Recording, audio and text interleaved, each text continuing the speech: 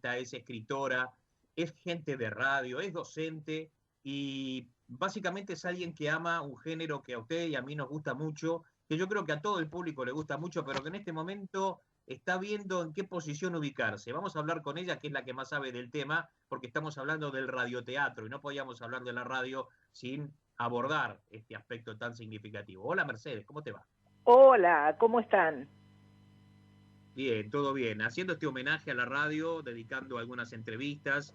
Habrás escuchado en el comienzo del programa que estaba Neri Lucero, que estuvo Nora Brioso. Sí, Bueno, hemos escuchado voces de muchos refiriendo las experiencias de gente que está muy vinculada con el medio y con cosas que son significativas. Hemos hablado de noticias, vamos a hablar también del trabajo de los cronistas, hemos hablado, por supuesto, de la locución, y ahora nos toca hablar de algo que es un género tan particular como el radioteatro, sobre lo que sabes mucho y sobre lo que has publicado, aparte, libros, ¿no? Sobre este sí, tema. está por salir un nuevo libro sobre la historia del radioteatro.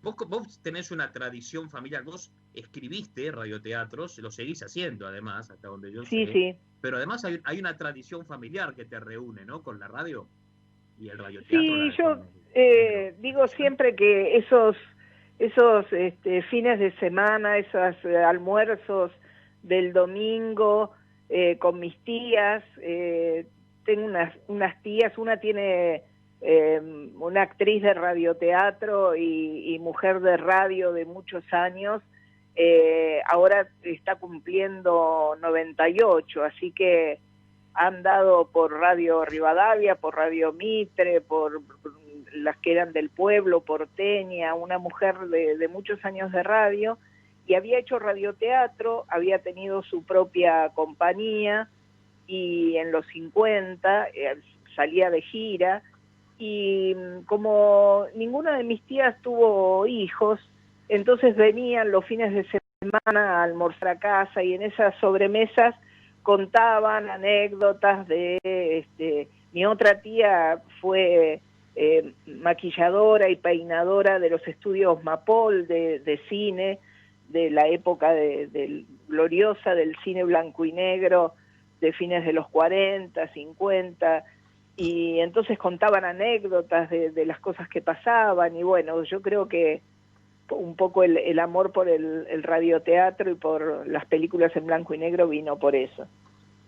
¿Qué papel tuvo en la formación de nosotros como pueblo el radioteatro, Mercedes? Mira, fue importantísimo realmente. Yo creo que de todas maneras todavía se podría haber explotado más esta función social que tiene la ficción radial. Pero de todas maneras, creo que no te olvides que el radioteatro, si bien ya había algunas cosas en la década del 20, bueno, explota, digamos, en la década del 30, y estamos hablando de una Argentina hambreada, de una Argentina con muchos analfabetos todavía, con chicos que ya de chiquitos iban a trabajar, con los inmigrantes de los conventillos, entonces todo ese lenguaje radial y literario, ¿no? También de los héroes, de los palacios, de las princesas, de las historias como las de la que vino un poco después, de el León de Francia, fue de alguna manera enseñando ese sonido amable de las voces de la radio a estos argentinos que todavía estaban como chapurreando un poco el idioma, entre esto que era no tener una educación firme y traer también un idioma extranjero, ¿no? Mercedes, buenas tardes. Marcelo Rocha te saluda. ¿Qué tal, Marcelo?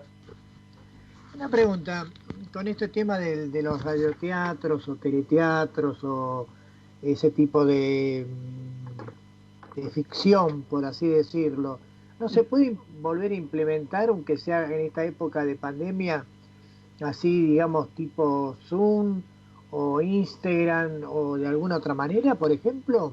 Bueno, se está haciendo, la verdad es que se está haciendo.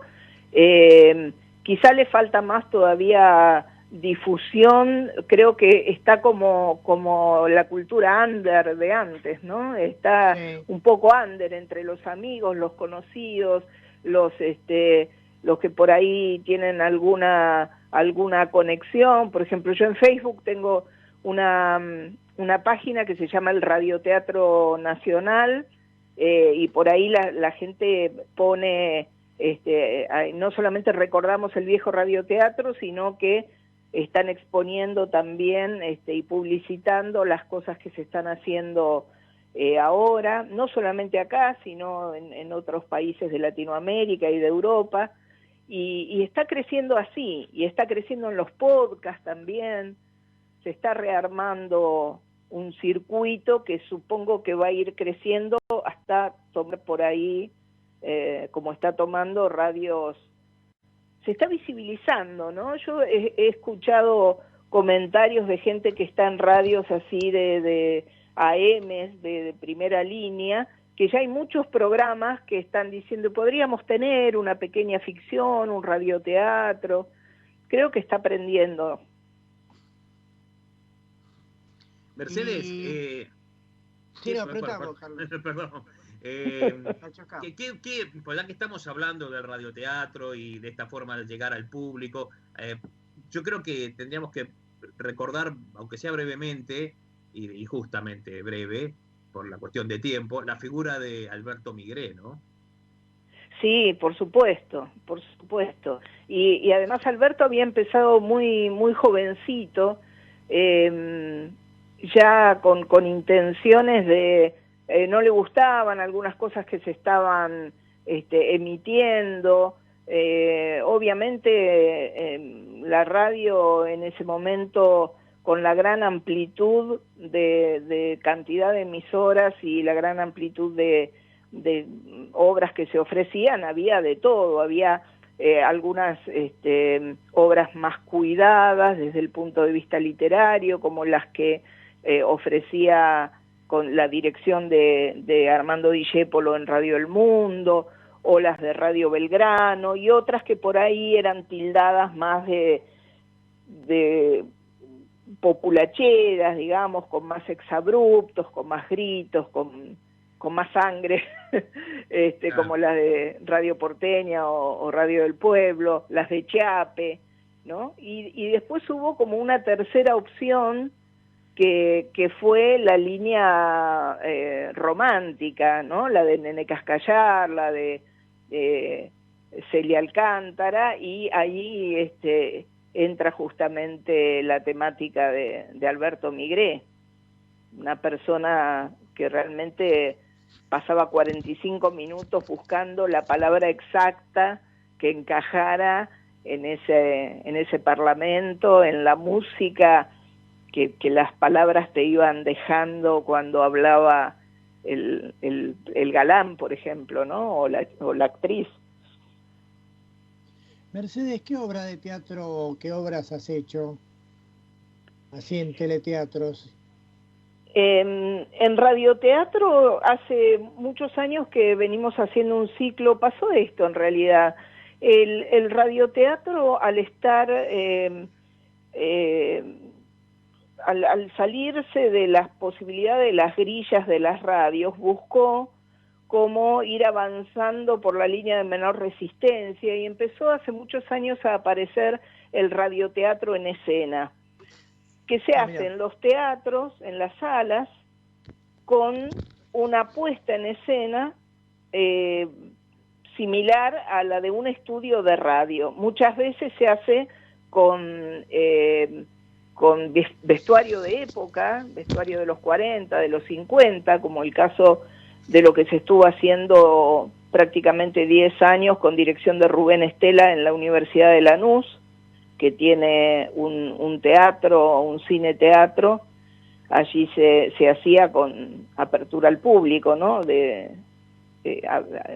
Abierta, no solamente para la gente de la universidad. Ahí hicimos estos 10 años de obras, de adaptaciones en algún caso, y de algunas obras originales mías. En Mar del Plata hace también 10 años que Emilio Comte está haciendo, se llaman los locos del radioteatro, un poco remitiendo a los locos de la azotea. Viene haciendo una obra por semana distinta, y también son obras mías o adaptaciones, y con la directora Kiki Peña hace muchos años que venimos haciendo en la Botica del Ángel, en Buenos Aires, ciclos de radioteatro con obras mías también.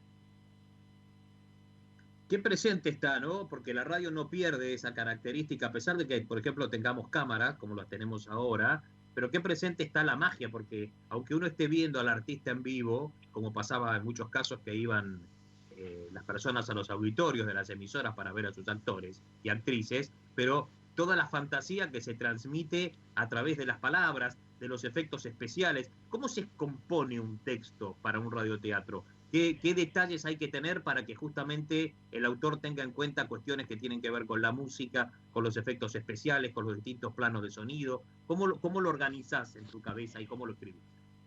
Mira, es interesante tener en cuenta esto que decís, porque a veces no se conoce, incluso dentro mismo de la gente o de los estudiantes del tema.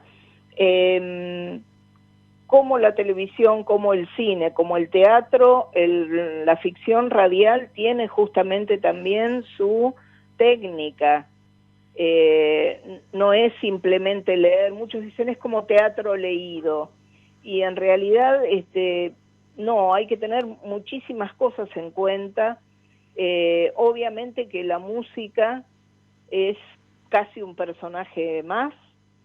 Es importante también el tema de los sonidos, que nosotros en general trabajamos a la vieja usanza. Por supuesto que hay música que sale de la consola o que sale de la computadora, pero los efectos de sonido cotidianos, lo que tenga que ver con servir un vaso, con un ruido de puerta, con timbre, bueno, tratamos de trabajar siempre con un sonidista de sala en vivo. Primero porque le da una riqueza visual interesante para la gente que por ahí no conocía, no había estado nunca en presencia de eso. A la mayoría, digamos, le gusta como público el tema de estar acompañado por un sonidista de sala, pero además gana muchísimo, porque si no terminan con las grabaciones que uno puede bajar por internet, terminan todos los perros ladrando igual, todas las puertas se abren igual, y los pasos también, ¿no? La otra vez Víctor Agú, que es el heredero de la obra de Migré y que fue su coautor durante muchísimo tiempo, decía, no camina de la misma manera, no sé, María de Barranco, ¿no? De las de Barranco, que bueno, que otro personaje. Claro, Porque no es lo mismo un joven que un viejo, que un flaco, que un seguro. gordo. Uno Claro. de los errores a veces cuando empiezan a escribir radioteatro es que te ponen pasos.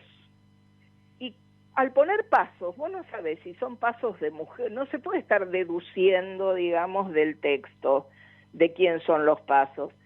Pueden ser pasos de mujer, pueden ser pasos de hombre, y esos pasos se acercan o se alejan, porque si no ponemos todo, hay que trabajar el tema de los planos, cosa que muchas veces con los operadores es difícil, porque por ahí no los forman en el tema de la ficción, y entonces todos los planos, todo sale del mismo plano, ¿no? Como si fuera una fotografía sin profundidad. Y realmente es una joyita. Y los sonidistas actuales, ¿no? Porque en su momento tuvieron mucho trabajo. ¿Y los sonidistas actuales cómo se forman? Porque tienen que trabajar codo a codo prácticamente, por esto que nos contás con quien escribe. Se forman como se formaron los originales, por intuición, por búsqueda de ensayo y error, de ver qué queda mejor, qué no queda, por pasión también de lo que se hace y por algo que evidentemente quizá no se aprende en ningún lado, ¿no? que es tener la intuición y la creatividad, porque siempre los sonidos que saca un sonidista de sala son, yo digo, los chirimbolos, ¿no? Es decir, no hay nada, es todo muy artesanal, son maderitas, hay cosas que se van armando a medida que por ahí la compañía, digamos, sigue actuando. Por ejemplo, la timbrera. La timbrera es una madera que tiene varios timbres, porque no suena igual un timbre de una mansión que un timbre de una casa común, ni un timbre del portero eléctrico de un edificio. Claro. Entonces uno tiene ahí en esa madera varios timbres que seleccionó previamente para que sonaran distintos, por poner un ejemplo, ¿no? Los secretos, ¿no? Que a veces también apasionan al público ver cómo se hacen estas cosas de la cocina de la radio. Les encanta. Mercedes, sí, es precioso eso. Bueno, algún día podemos hacerlo, cuando volvamos a la normalidad, te invitamos a nuestros estudios para trabajarlo y a lo mejor hacer algunas cosas. Sí, será un placer, seguramente. Bueno, Mercedes, te agradecemos muchísimo por los minutos que nos dedicaste, por este homenaje al radioteatro, por lo que nos acabas de contar y por tus libros y por tu trabajo académico permanente para sostener y para recuperar y para recordar esta actividad tan importante que tanto tiene que ver con la vida de todos nosotros. No, la agradecida soy yo, gracias, y les voy a confesar algo. Tengo el simple de ata una cinta amarilla al viejo rol. Ah, ¿viste? Sí, claro, ese es un clásico. Yo creo que todos, en alguna de las partes de nuestra discoteca, tenemos uno nuestro, de nuestros padres. Es un súper clásico y en serio, es una de... La vez pasada estaba leyendo esto, es una de las piezas más vendidas del mundo. Todo el mundo, todos creo que tenemos algún recuerdo con este tema. Bien, Mercedes, muchísimas gracias. Un abrazo a ustedes. Gracias, chau. Gracias. Y ahora seguimos, y en la radio ya hay algo importante, no solamente la voz, sino el trabajo de nuestros colegas, los operadores, así que le pedimos a nuestro operador Pablo, por favor, que nos haga escuchar un par de audios más de queridos amigos, colegas y comunicadores de la radio, y después un tema musical, y hay más Sonrisas Cómplices. Sonrisas Cómplices, con la conducción de Marcelo Rocha y Carlos Primas.